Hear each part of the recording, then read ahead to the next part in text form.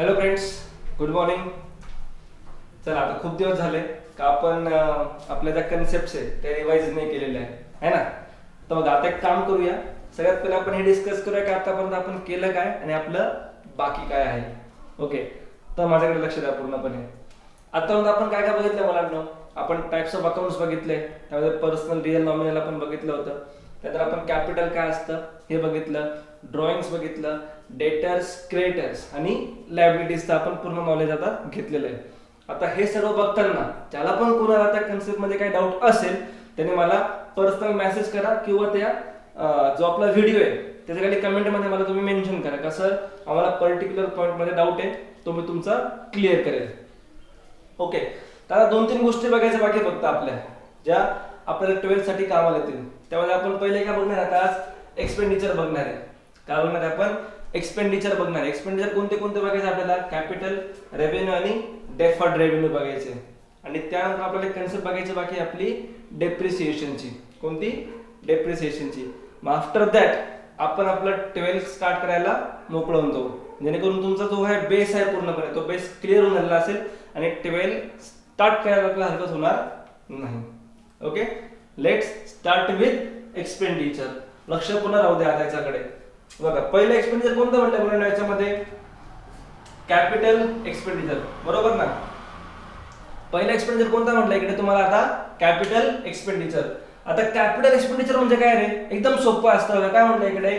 Capital expenditure काय म्हणलंय? Incur to acquire fix asset. काय म्हटलंय? इन्कर टू एक्वायर काय म्हटलंय इथे तुम्हाला? फिक्स असेट और increase value of fix asset. बघा, दोन गोष्टी फक्त इकडे. काय? Incur to acquire fix asset याचा अर्थ काय होतो सगळ्यात पहिले समजून घ्या.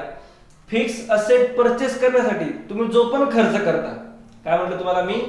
फिक्स असेट परचेस करण्यासाठी तुम्ही जो पण खर्च करता तुमचा कोणता खर्च होऊन जाईल? Capital expenditure. हे कळलं का पहिले? आता काय म्हटलंय? Incur to acquire fix asset म्हणजे फिक्स असेट परचेस करण्यासाठी केलेला खर्च काय झाला आपला? Capital expenditure. सेकंड पॉइंट पण तेवढाच महत्वाचा आहे मुलांनो. सेकंड पॉइंट काय? Or to increase value of fix asset म्हणजे आपल्या फिक्स असेटची व्हॅल्यू वाढवण्यासाठी केलेला खर्च पण काय म्हणतात आपला? Capital expenditure. हे कळलं का? आता कन्फ्युजन करू नका. डाऊट एक क्लिअर करतो. बघा, काय डाऊट आहे तुम्हाला? कॅपिटल एक्सपेंडिचर म्हणजे काय? फक्त दोन गोष्टी लक्षात ठेवा. पहिले काय? Income to acquire fix asset. Second काय होतं? त्याची लाईफ वाढवायची आहे, इन्क्रीज द व्हॅल्यू. और काय? To increase the value of fix asset म्हणजे त्याचं लाईफ वाढवण्यासाठी जो आपण खर्च करू तो पण काय होईल आपला? Capital expenditure. कळलं? एक्झाम्पल बघा. एक्झाम्पल काय म्हणलं इकडे? Purchase of machinery. बघा इकडे कनेक्ट झाला. बघा ते income to acquire fix asset काय? Purchase of machinery. Second example काय होतं? एक्सटेन्शन ऑफ बिल्डिंग म्हणजे सपोज आपली बिल्डिंग आपण बांधून ठेवली आता आणि त्या बिल्डिंगला आपण एक्सटेन्शन करतोय. एक्सटेन्शन म्हणजे काय मुलांनो? तिला अजून आपण वाढवतोय, तिचा अजून आपण यूज वाढवतोय, तिच्यावर खर्च करतोय फॉर तिची लाईफ वाढण्यासाठी. तिच्यावर काय करतोय आपण? खर्च करतोय. तो खर्च पण आपला काय होऊन जाईल रे? Capital expenditure. बरोबर ना? आता काय काय मुलांचं काय कन्फ्युजन असतं इकडे? एक बेसिक कन्फ्युजन मुलं करतात. त्यांना काय वाटतं? मोठा खर्च म्हणजे कॅपिटल आणि लहान खर्च म्हणजे रेव्हेन्यू. हे बरोबर आहे, हे चुकीचं नाहीये, पण 100% पण बरोबर नाहीये. काय म्हटलं मी? काही मुलांना काय वाटतं का मोठा खर्च केला म्हणजे तो आपला होऊन जाईल कॅपिटल एक्सपेंडिचर आणि लहान खर्च केला म्हणजे तो काय होऊन जाईल? Revenue expenditure. असं काहीही नसतं. त्याच्यामध्ये काय फक्त बघा, त्याच्यामध्ये काय असतं? फक्त दोन गोष्टी बघायच्या तुम्हाला. मी तुम्हाला काय प्रॉमिस केलं होतं का आपल्याला कसं शिकायचंय? पूर्णपणे ऍप्लिकेशन बेस शिकायचंय, रट्टा करायचा नाहीये. त्यासाठी हे कळणं महत्वाचं आहे. काय याच्यामध्ये? Income to acquire fix asset म्हणजे फिक्स्ड असेट परचेस करण्यासाठी केलेला खर्च आणि त्या असेटची लाईफ वाढवण्यासाठी केलेला खर्च आपला कोणता होऊन जाईल मुलांनो? Capital expenditure. Is it clear? Clear आहे पूर्णपणे? दोन गोष्टी फक्त, कन्फ्युजन नाही. दोन गोष्टी काय? असेट परचेस करण्यासाठी केलेला खर्च आणि असेटची लाईफ वाढवण्यासाठी केलेला खर्च कोणता म्हणजे आपला? तो capital expenditure. Done? Very good. Second point बघा. आता सेकंड पॉइंट कोणता इकडे? Revenue expenditure. तर रेव्हेन्यू एक्सपेंडिचर म्हणजे काय रे? नावाच काय याचं? Revenue expenditure. काय म्हटलं बघा? हॅव्हिंग इमिडिएट और short term benefit may be less than 1 year. काय म्हटलंय? हॅव्हिंग इमिडिएट और शॉर्ट टर्म बेनिफिट. बघा काय शॉर्ट टर्म बेनिफिट आहे और मे बी लेस दॅन 1 इयर. ते आपले काय होतील रे? Revenue expenditure. सिंपल म्हणता काय होईल त्याला अजून आपलं normal day to day operating expenses. म्हणजे बिझनेस रन करण्यासाठी, डेली मध्ये बिझनेस रन करण्यासाठी आपण जो खर्च करतो तो आपला कोणता होऊन जाईल? Revenue expenditure. फरक कळला दोघांमध्ये? काय फरक होता? असेट परचेस करण्यासाठी केलेला खर्च, बिझनेस कंटिन्यू चालवण्यासाठी केलेला खर्च. असेटची व्हॅल्यू वाढणार आहे, इकडे असेटची व्हॅल्यू वगैरे काय वाढणार नाही. इकडे काय आहे? Day to day operating expenses आपले हे. म्हणजे काय? नॉर्मल एक्सपेन्सेस की जे आपल्याला करावे लागतील आपला बिझनेस प्रॉपर रन होण्यासाठी. कळलं? एक्झाम्पल काय होतं मुलांना? इकडे रेंट आहे, सॅलरी आहे, एक्सेट्रा. बरोबर ना? आता रेंट आपण कावर पे करतो रे? Normal day to day activity आपली ती नॉर्मल एक्सपेन्स आहे. बरोबर ना? म्हणजे तुम्हाला इकडे असं अजून म्हणता येईल प्रॉफिट अँड लॉस किंवा ट्रेडिंग अकाउंटच्या डेबिटला जे पण तुमचे खर्च दिसतात ते कोणते होते? तुमचे रेव्हेन्यू एक्सपेंडिचर. काय म्हटलं? प्रॉफिट अँड लॉसच्या डेबिटला तुमचे जे पण खर्च दिसणार आहे ते तुमचे कोणते खर्च होतील? Revenue expenditure. कळलं? दोन गोष्टी आहेत फक्त. किती बघा? हॅव्हिंग इमिडिएट जे लगेच, हॅव्हिंग इमिडिएट और short term benefit. Short term benefit हे काय? इकडे काय म्हणतील ते आपल्याला इकडे बघा इकडे काय म्हणतात कॅपिटलला? मग लॉंग टर्म बेनिफिट. काय? Long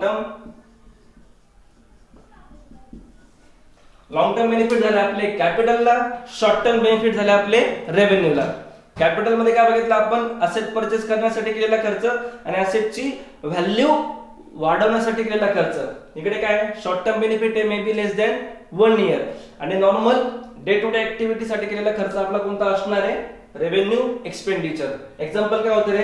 rent, salary, etcetera. आपण रेंट पे करतोय, सॅलरी पे करतोय, प्रिंटिंग अँड स्टेशनरी झालं, पोस्टेज अँड टेलिग्राम झालं, इन्शुरन्स झालं. हे आपले सगळे कोणते खर्च होतील मग? Revenue expenditure. Is it clear? 100% clear? दोघांमध्ये काय डाऊट आहे आता? नाही. चला, व्हेरी गुड. आणि तिसरा आपला असणार आहे डेफर्ड रेव्हेन्यू एक्सपेंडिचर. हा तुम्ही जास्त करून ऐकला पण नसेल, पण हा जो एक्सपेंडिचर आहे ना डेफर्ड रेव्हेन्यू, हा आपल्याला 12th मध्ये खूप ठिकाणी कामी येणार आहे. काय म्हणतो तुम्हाला मी? हा जो एक्सपेंडिचर बघा, हे दोन तर तुम्हाला माहिती होते, फक्त तुम्हाला माहिती नव्हतं काय याला हेच म्हणतात, पण हा तुमच्यासाठी नवीन आहे आणि हा आपल्याला ऑलमोस्ट खूप ठिकाणी कामी येणार आहे 12th साठी. त्यामुळे मी याला घेतो इकडे. कोणता म्हणता बघा इकडे आता? Deferred revenue expenditure. Simple point आहे. काय याच्यामध्ये? Revenue nature. हा जो एक्सपेंडिचर आहे तो नेचर मध्ये कसा आहे? रेव्हेन्यू आहे. रेव्हेन्यू म्हणजे काय? Short term benefit on normal day to day operating expenses. तो काय आला? रेव्हेन्यू नेचर आहे. हा झाला first point. Second point, benefit not gated in 1 year. हा पॉइंट महत्वाचा मुलांनो. हा जरी दिसायला रेव्हेन्यू एक्सपेंडिचर आहे बघा, हा काय दिसण्यासाठी कोणता आहे? रेव्हेन्यू एक्सपेंडिचर आहे, पण याचे बेनिफिट जे आहे ना, बेनिफिट ते 1 इयर मध्ये भेटत नाही. याचे बेनिफिट काय? 1 इयर मध्ये भेटत नाही. ओके. तिसरा पॉइंट काय? Such expenditure is written off over number of years. याला आपण काय करतो? रिटर्न ऑफ करतो नंबर ऑफ इयर्स मध्ये. आता तुम्ही मला म्हणून सर आम्हाला कळलंच नाही काय काय नाही, याला तुम्हाला मी एक्सप्लेन करून सांगतो. बरोबर ना? हे एवढं कळतंय मला की तुम्हाला हे दोन्ही कळलंय पूर्णपणे. इकडे थोडं तुम्ही कन्फ्यूज करताय. कन्फ्यूज करायची काही गरज नाहीये. बघा, डेफर्ड रेव्हेन्यू काय म्हणताय? रेव्हेन्यू नेचर आहे. आता फर्स्ट पॉइंट. पण रेव्हेन्यू नेचर मध्ये असतं तर आपण काय विचार करतो रे? का शॉर्ट टर्म बेनिफिट आहे लेस दॅन 1 इयर. पण इकडे काय म्हटलंय? याचे बेनिफिट काय? Benefit not gated in 1 year. एका वर्षामध्ये याचे बेनिफिट आपल्याला भेटत नाही. त्यासाठी याला आपण काय करतो मुलांनो? रिटर्न ऑफ करतो over the number of years. बरोबर ना? आता इकडे खाली बघा. आता बघा याच्यात काय करतो आपण? जी पण आपण अमाऊंट रिटर्न ऑफ केली आहे, जी पण अमाऊंट आपण काय केली आहे? रिटर्न ऑफ केली आहे, ते आपण कुठे लिहितो? प्रॉफिट अँड लॉसला. कुठे लिहितो आपण? प्रॉफिट अँड लॉसला. आणि जी आपली अनरिटर्न ऑफ अमाऊंट आहे ते आपण कुठे लिहिणार आहोत? असेटला लिहिणार आहोत. कुठे लिहिणार आहोत आपण? हे असेट मध्ये. एक्झाम्पल बघा. एक्झाम्पल काय? Heavy expenses on advertisement. काय? Heavy expenses on advertisement. नीट बघा. आता मागच्या वर्षी तुम्ही फायनल अकाउंट्स केला असेल, आय होप केला असेल नाही का? असं थोडंफार तर सगळ्यांनीच केलं असेल नाही का? एक्झाम नाही दिली तरी काय झालं? अभ्यास तर तुम्ही केला होता ना. पहिला अकाउंट तुमचं झालं असेल, जिथं असेल तुम्ही तिथे पूर्णपणे, बरोबर ना. तर तिकडे तुम्हाला एक ऍडजस्टमेंट यायची बघा. काय ऍडजस्टमेंट यायची? Advertisement is written off over 3 years, over 4 years, over 5 years, बरोबर ना. अशी ऍडजस्टमेंट तुम्हाला यायची. Adjustment return off over 3 years और 5 इयर्स. याचा अर्थ काय असायचा मुलांनो? का जो आता आपण ऍडव्हर्टाइजमेंट म्हणजे काय करतो रे, आपण एक लमसम अमाऊंट देऊन टाकतो त्या ऍडव्हर्टाइजमेंट कंपनीला. लमसम अमाऊंट आपण त्याला देऊन टाकतो आणि त्याचे बेनिफिट आपल्याला लगेच भेटतात का रे? नाही भेटत. त्याचे बेनिफिट्स आपण ओव्हर नंबर ऑफ इयर्स मध्ये काय करतो? रिटर्न ऑफ करतो. सपोज जर 5 वर्ष आपलं असेल नाही का, 5 वर्षाचा आपलं काय असेल कॉन्ट्रॅक्ट असेल त्याच्याशी. आता 5 वर्षाचा कॉन्ट्रॅक्ट असेल, पण आपला मुद्दा काय असतो? ट्रेडिंग अँड प्रॉफिट अँड लॉसला काय करायचं आपण फक्त करंट इयरचे आपले एक्सपेन्सेस किंवा करंट इयरचे आपले इन्कम येतील. ते तुम्हाला तिकडे शिकवेल परत मी, त्याचं टेन्शन तुम्ही आता घेऊ नका. ते तुम्हाला मी तिकडे क्लिअर करेल बरोबर काय असेल काय नाही ते. बघा काय होतं, ट्रेडिंग अकाउंट प्रॉफिट अँड लॉसला काय होतं, फक्त करंट इयरचे एक्सपेन्सेस आणि लॉसेस घ्यायचो आपण. नीट समजून घ्या, कन्फ्युजन करू नका. तुम्ही कन्फ्युज करताय, कन्फ्युज होऊ नका. काय म्हटलं मी तुम्हाला, ट्रेडिंग अकाउंट आणि प्रॉफिट अँड लॉस अकाउंटला काय फक्त करंट इयरचे एक्सपेन्सेस आणि करंट इयरचा इन्कम यायचा. हे क्लिअर आहे? हा झाला फर्स्ट पॉइंट. सेकंड पॉइंट काय, आता जो आपला रूल आपण बघितला त्याच्यामध्ये हे बसतंय का? नाही बसत आहे. का बरं? कारण की ऍडव्हर्टाइजमेंटचा खर्च आपण 5 वर्षासाठी केला होता आणि आपल्याला फक्त एका वर्षाची अमाऊंट याच्यामध्ये घ्यायची आहे. कळलं हे? मग पुढचा पॉइंट काय, जी एका वर्षाची अमाऊंट आपण घेतोय ती कोणती अमाऊंट झाली आपली? Written off amount. ती कुठे आली? प्रॉफिट अँड लॉसला. आणि जी अनरिटर्न ऑफ आहे, जिचा बेनिफिट घ्यायचा बाकी आहे, ती आपली काय होईल? त्या मुलांना ते आपली काय होईल? असेट होईल. त्यामुळे त्याला आपण कुठे लिहू? असेटला लिहू. हे कळलं आता? क्लिअर आहे? Very good. बघा तिने पण समजून घ्या पाहिजे. काय होतं तिने पण? कॅपिटल एक्सपेंडिचर, रेव्हेन्यू एक्सपेंडिचर आणि डेफर्ड रेव्हेन्यू एक्सपेंडिचर, बरोबर ना. आता कॅपिटल एक्सपेंडिचरला काय म्हटलं मी? 2 गोष्टी. काय? Income to acquire fix asset. Fix asset purchase करण्यासाठी किंवा त्याचे लाईफ वाढवण्यासाठी केलेला खर्च काय आपला? Capital expenditure. कोणता बेनिफिट आहे? लॉंग टर्म बेनिफिट आहे. सेकंड रेव्हेन्यू, शॉर्ट टर्म आहे, less than 1 year, day to day operations, example आहे rent, salary etcetera. Deferred revenue काय होतं? रेव्हेन्यू नेचर, पण बेनिफिट एका वर्षामध्ये भेटत नाही. ओव्हर नंबर ऑफ इयर्स आपण त्याला काय करतो? रिटर्न ऑफ करतो. रिटर्न ऑफ अमाऊंट कुठे दिसेल? प्रॉफिट अँड लॉसला. अनरिटर्न ऑफ अमाऊंट कुठे दिसेल? असेटला. एक्झाम्पल काय होतं? Heavy expenses on advertisement. Clear? Okay, very good. आता हा लेक्चर आपला एकदा बनलाय पूर्णपणे. आता आपला एकच पॉईंट बाकी बघ, त्याच्यामध्ये डेप्रिसिएशनची कन्सेप्ट तुम्हाला समजून सांगायची आहे. ते मी नेक्स्ट व्हिडिओमध्ये टाकेल आणि आपण मग आपल्या 12ला स्टार्ट करू शकतो. ठीक आहे? Have a nice day. Take care.